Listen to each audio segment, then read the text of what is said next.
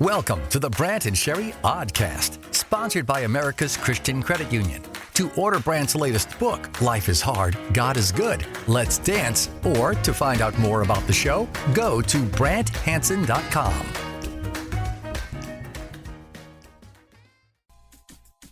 Hey, what is going on? Thanks for listening to the show. It's a very cool show. I wonder what's about to happen. Do you think that there's a possibility of breaking animal news? Funny you mention that. We got a voicemail from one of my friends. Oh, I don't know okay. his name yet, but clearly he gets the show and right. understands we have breaking animal news, and he's a breaking animal news reporter. Yo, Brant, what's up, my man? So, Yeah, just want to know, I was just chilling out and checking out this video. Maybe you can look it up on YouTube. 2 dogs chasing a bear out of their backyard. yeah. Yeah. Nice. Oh, boy, you gotta be Yeah, kidding breaking me. animal news story. There's a video, apparently, according to one of our reporters, of dogs chasing a bear out of their backyard. I don't. Dogs are so good. You ever stop and think about dogs? Like, they are, and I believe this is true, God's emissaries from the animal kingdom. Amen. They love us. Other animals don't want a bear. Don't really want to be around us. They do, and they will defend us against the animal kingdom. Isn't that amazing? That is amazing. Now, Thank you. can I bring up the fact that you didn't verify anything the reporter said? That's typically what happens in news, ideally, is that you verify before you go on with the news. We're in the 24-hour news cycle where you have to have a Just constant throw it flow. on there. So just throw anything on as soon as we think of it. So that's how it works. Thank you, a new reporter. Thank you. This is such a great question. Jedediah is on the phone about forgiving people. You know, we need to forgive people, but it's hard to when they've hurt somebody you love. That's when it's actually really, really difficult. Like my wife, for instance, when she was young, she was placed with a family member to be in foster care for a certain reason, and she was abused for several years. And she has pretty much forgiven the man and his wife, but I still struggle. Like, I find it hard to forgive them and forgive people who have hurt my friends. And I was just wondering if you had any insight on how to forgive people who harm other people. Well, I guess my question would be, what do you think forgiveness means in this context? Does that mean that you need to continue to have a relationship with this person, act like it never happened, or what do you think? No, because I'll probably never see most of these people, but forgiveness as in I don't carry any hatred or resentment toward them, and I can kind of let it go. I think that's a good definition. I think it comes down to this, because if it's going to be about this person, we're in trouble, because you'll never be able to rationalize what they did as not that bad. I mean, and you shouldn't, because it was that bad. It's always going to come down to your own status with God and my own status with God and what God has been willing to do for me. We may not believe it, but we should, and that is, we're every bit as much a lawbreaker and a sinner as somebody like that. And That's true. that's a radical thing that a lot of people will jump off the Christianity train when they think, wait a second, I'm not going to do that. I am better than this person morally. I am better. Well, Jesus doesn't allow us to do that, so I think that's where it's going to have to come from. It's going to be totally an act of worship to God to say, I see what you did with me, and I didn't deserve it. Yeah. So Kind of like ignoring the plank in my own eye, right? yeah, something like that. I think it's a depth of understanding about our own brokenness. I mean, apparently what we did individually was bad enough to send Jesus to the cross. And there was a death penalty that was issued for what you did and for what I did. And given that, since we've been taken off death row, I think we have to extend that forgiveness to other people. I think that's where it comes from. It's not gonna be ever just thinking what this person did was okay. It's realizing that what we did is so not okay. Does that make any sense? Yeah, totally. Yeah. Okay. It's also kind of humbling to think about it like that. Yeah, and I don't like it necessarily. I mean, I certainly want to think of myself as being morally superior to somebody, and so. Is there anybody? Is there anybody out there? And like the more egregious the sin in our book, we keep this list of sins, and the ones that we commit are, of course, not that bad. But that's not apparently the way Jesus saw the world. Speaking of getting mad and needing to let things go and stuff like that, Brandy left something on my Facebook page. I so get this. She said, I've been trying to do this, and then something happens like, she said, what was it, yesterday? I was on a long flight, 3-hour flight. It's 85 degrees.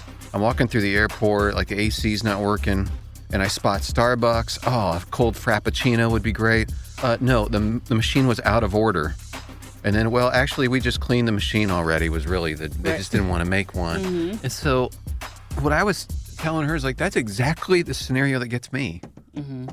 I mean, here I've had to think about forgiveness and writing about it and stuff, but it's the little things like that where I wind up acting like some kind of rude snob or something. Little annoyances and little irritations. Yes, that's why I had to apologize to the lady at the McDonald's drive-thru the other day. Like, I didn't mean to sound that way on the intercom when you told me that I couldn't have my chicken sandwich. It is. It's the little things. I know, it's a little dumbest thing. And just being inconvenienced. Like, how dare you not give me the food that I am used to having at this time right now? That is a real struggle for me. It's dumb, but it happens. Yeah, that is tough. You know the feeling when you are fixed on something in your mind, like some food, and you've got it. Like, there's a thought balloon above your head that has that food in it. Mm-hmm. Like an icy cold milkshake. Right. And I'm going to get me one.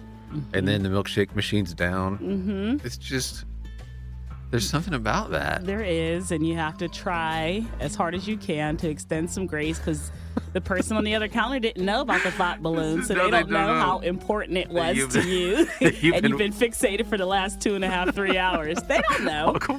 Or like, still like, you have cereal, but you don't have any milk. Yes. Or something like that. Like, I've been, ever since I woke up this morning, I've been thinking about that. Lucky Charms and nothing. No! No! What has happened to this world? It's fine. Like, other bigger things, you can think, if you've been around this kind of talk for a while about forgiving people, you can put that in that category, but when it comes to a restaurant, it doesn't have that right now. And you came for that. Right. It's harder to put that into a theological context. It's just silly, bitter frustration. But it happens. Yes, and then you mistreat people, or you get frustrated with the clerk or the cashier or the waiter or something. Oh boy, I want to get your take on something here. A church. Yeah, boy. Oh boy. I know. Okay. A church banned heavy people from being on stage. Heck, what? Yeah. And if somebody from that church is listening, I don't want to make you feel bad, so I'm not going to mention what it is. Okay.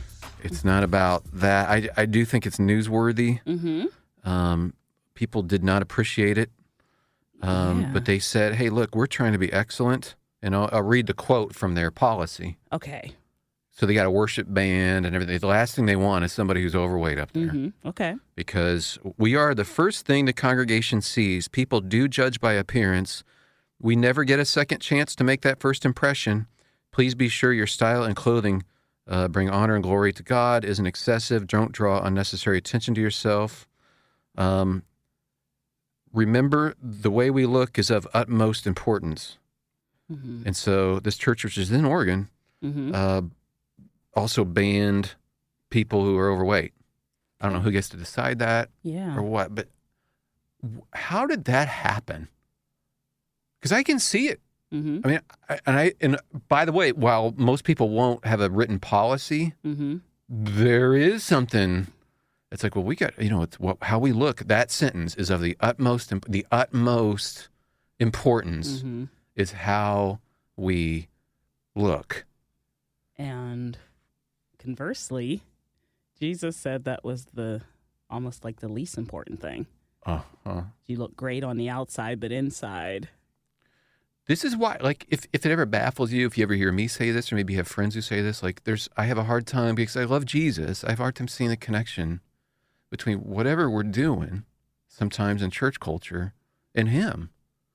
I get it if we're about, I get if we're making some kind of different statement, but if our statement is He is Lord, then that would be of the utmost importance, and that anyone can come and anyone can be a part of our community, and it is supposed to be a community, not a show, that would be of utmost importance to say, here's this kingdom, and the king wants you no matter what.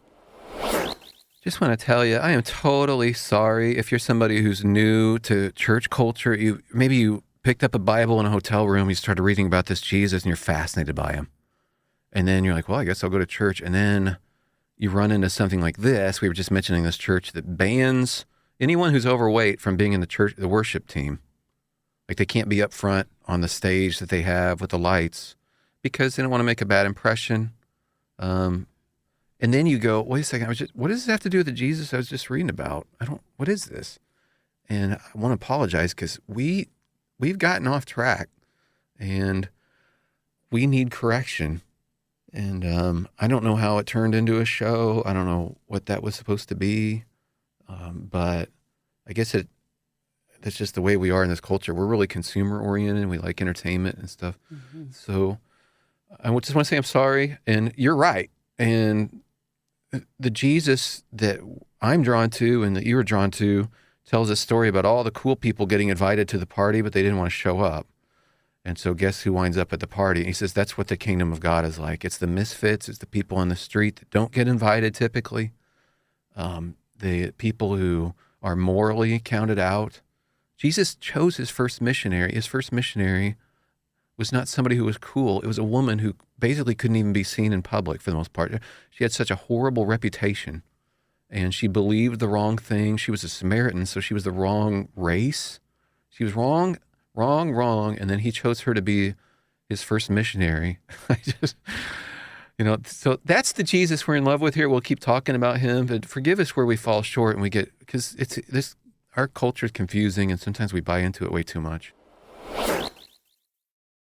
Hey, this is Brant. We've all heard of win-win scenarios. This is like win-win, win-win-win. Check this out. Right now, you can seriously grow your savings. America's Christian Credit Union is offering the best 12-month certificate rate in the nation. It's a limited time thing, but you want to get on this 4.75%, which is outstanding, and you can get started with as little as $1,000. It's called a term share certificate, which is like a CD, but again, the win-win thing. It has a mission too. Your money stays safe, earns interest, and supports great things too. That's what America's Christian Credit Union does. It helps with Christian schools, missions work, funding adoptions, some awesome stuff. But you want to lock in this rate right now before it drops, 4.75%. Here's how to jump on it. Go to americaschristiancu.com/Brant.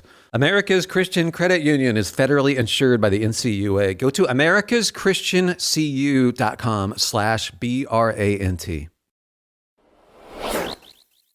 You know what helps people relax on a Monday? It's humor. And that's why we have the joke spa. It could be other things. No, it's humor. No, it's humor. Been scientifically shown. That's why we have the joke spa, where we put the science of humor to help people relax. In this case, let's see. We have Sarah. You want to do the joke spa? Welcome. Certainly. Oh, good.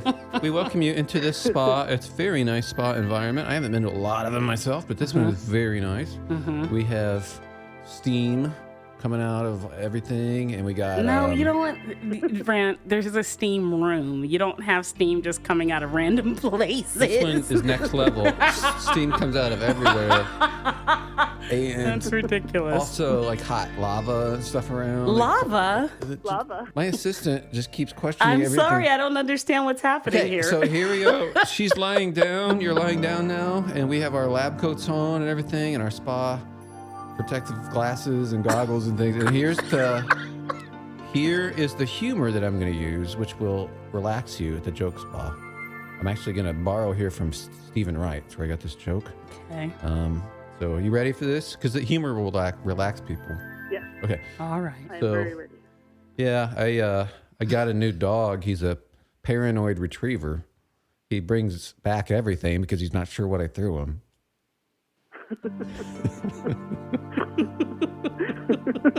Okay. She likes it. Yeah, sure. Okay. We like it. Everybody likes it with Sherry. Yeah.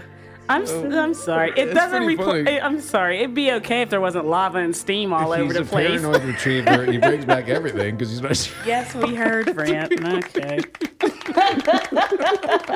It's nice when your tech is more relaxed than you are. Yeah. Oh, this is a great spa. It really is. Went to my wife's exercise class yesterday. To participate in it? Yeah. Oh, great. How did that go? There's nothing funny about this. Or maybe it's funny. I don't know.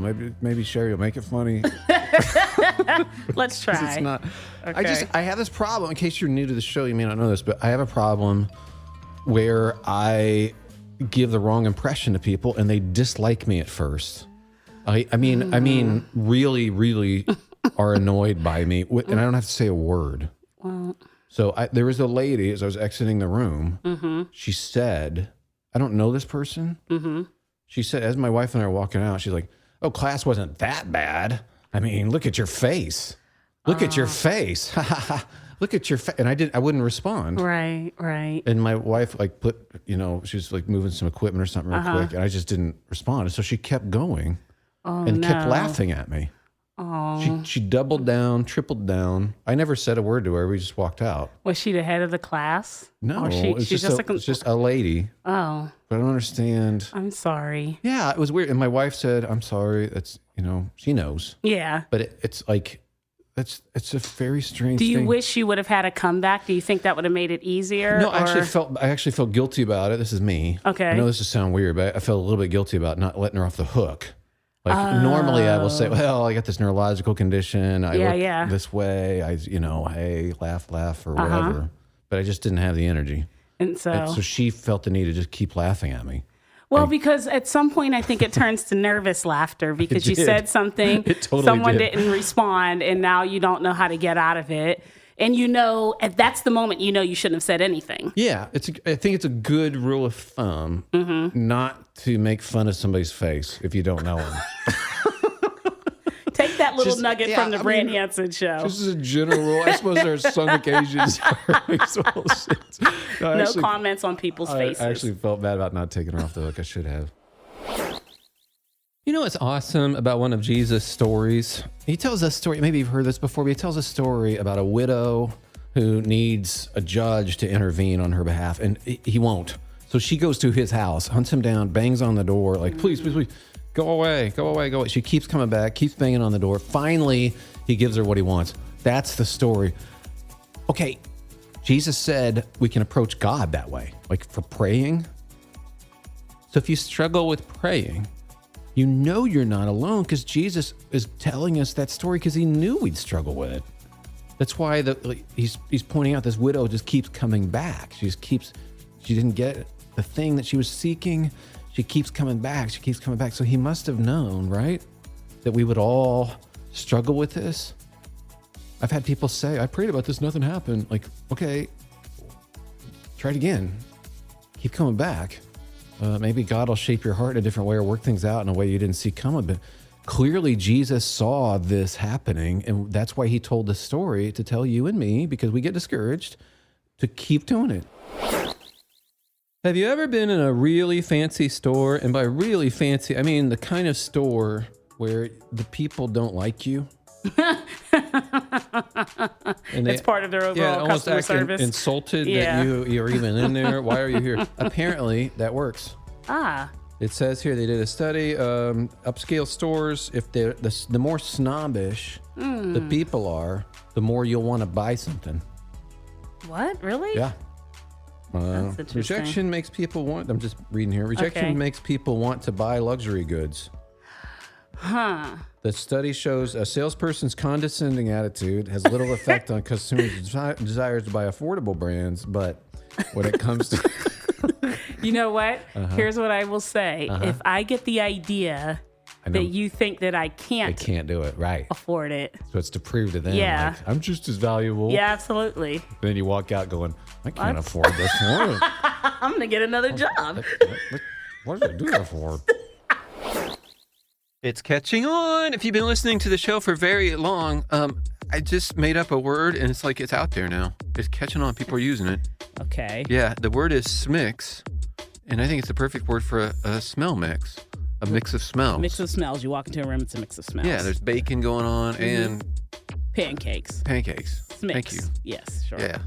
So here's the message that we got just to show you how this is catching fire. Hey, Brant, it's Jen. Just want to let you know I'm totally using SMIX. I love it. There's all kinds of SMIXs that occur in the office, and I have never found an adequate word to encompass them all, and that's it. You hit the nail on the head. So if I had the bum, bum, bum, bum, music, I would play it for you. Love you guys. Bye. Let me find that. Oh, there it is. It's for me. It's for you and From her. SMIX. Yeah, SMIX at the office would include, I've been subject to this in the past, not now. Thank you, because it's just me and you here. Axe body spray and popcorn in the microwave.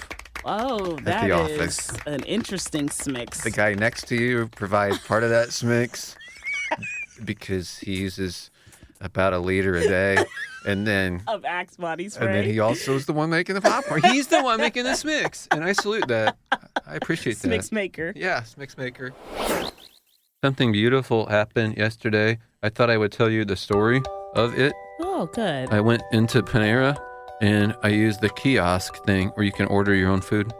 I didn't know they had that. I was all fixated. We've been talking about this today, being fixated on a certain food. I had this certain salad in mind. Mm-hmm. It's my favorite one, and I don't like the other ones. And then when they came to bring it out to my table, they brought out the wrong salad. Okay. And it's because I ordered the exact wrong salad. And do you know what they did? What? They boxed it up for me so that my wife could have it. And they made me my own salad. The one that you really wanted but didn't order. They didn't double charge me. Wow. I know. That's very nice. Thank you. What do we take from this story time, Uncle Well, I Brant? thought it was grace in action. I appreciated it. And I'm actually we're going to write a book about that. And it's going to be called The Wrong Salad. How that one place totally got me a new salad and let me box up my old one for free. That's the whole title? Mm-hmm. I smell a bestseller. I think it's going to be good. I'm running out of ideas for books, but this is going to be a good one. They call it America's most divisive issue. I'm not making this up. Saw the headline. America's most divisive online issue. It's candy corn. Oh, get out of here. Very polarizing. Yeah, that's what they say. Okay. I have You been... started the whole thing, probably. I might have started it With your hot take. with my hot take that nobody really likes it, but there's people that act like they like it. So, yeah, that was just a hot take. I was just throwing that out there to be extreme and get attention. So, worked out pretty well. But the response has been largely from people like, well, Brant, have you ever tried it with peanuts? Or try it this way? Or have you tried this kind of candy corn? Or if, you needed this and that, no, try it with it. Guys, I don't even want to like it. I need you to understand. And it's not personal. Like, it's you. So you're like, telling I don't them, like it. Stop trying to convince me. I don't need it. Yeah, it's okay. If it was like, if I was saying I hate all vegetables, I can understand you going, hey, Right, try it you know, this you way. need some of this. But the kind of the desperate flailing attempts to get me to somehow ingest this ball of wax. is not exactly. Thank you. I was searching for ball of wax. I was going to say like polypropylene compound. Well, I think ball of wax is more. Yeah, People get more that. accessible. Yeah. And I don't want it. I guess that's what I'm trying to say to you guys, and I hope it's clear that I don't want your candy corn. I don't. Okay. I don't. Okay. Don't send it to me. You can stop it. And recipes. Yeah, I've seen the recipes on I YouTube. don't need them. You don't want I guess that's what I'm trying to say. Guys. I don't want it anymore. You're saying you guys. stop it. I'm saying stop it. Thank you. Maybe you do this, maybe you don't. Like a yearly checkup at the doctor. I just did, and everything seemed to be okay. Good. That's good. I was wondering about this, about like spiritually. If you could do a spiritual checkup on yourself, like, okay, how am I doing? I know Dallas Willard said this, and I think it's wise. He said you can kind of see how your soul is doing. So if you want to see how your soul's doing, ask yourself a couple questions. Number one, here's the number one question to ask. Am I getting more irritated? Because if I'm more irritable with people, something may be amiss with how I'm living, and so it's cropping up that way. The other thing is, am I getting more discouraged. Because that's not something that goes along with joy usually. Now, there's circumstances that happen to understand, but there's something to just look at there and go, if I'm becoming, generally speaking, a more discouraged person, if I'm becoming less joyful, if I'm getting more irritated, something's up at the soul level. You should know that you are in an awesome adventure. There's an entire planet full of sentient beings, aliens, riding on whether or not a listener can answer a question correctly or not. Some have said you're just doing this because you don't have a budget for prizes, and that's true. Yeah, it's true. It's true. Yeah. They've said it because it's true.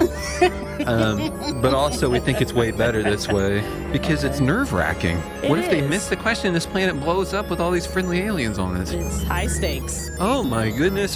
You want to try this? I think I've watched enough Doctor Who and Battlestar Galactica that I think I'm prepared for this. Okay, good. So say we all. All right, here we go.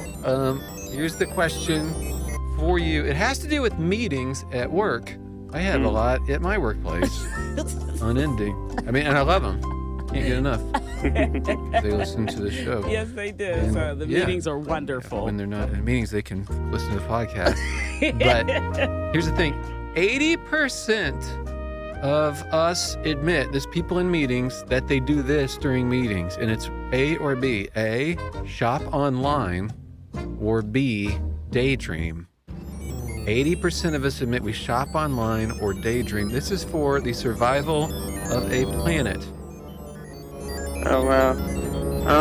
Daydream seems obvious, but I'm gonna go with that. Daydream. Going with daydream. If he gets it right, he is the hero of a planet. They will be celebrating him with a statue instantly unveiled. Instant statue. They have it ready to go because they figure if it blows up, who cares? Why not go ahead and make it? The answer is 80% of us admit that we daydream. You're exactly right. A hero. Oh my goodness. They're carrying him throughout the village plaza, the town square. Are they headed to the statue? They're steady. And there it is. Look at that statue. My goodness, the craftsmanship. They even got my big nose right. They nailed it. The Brant and Sherry Oddcast, sponsored by America's Christian Credit Union. To find out more about the show, go to BrantHansen.com.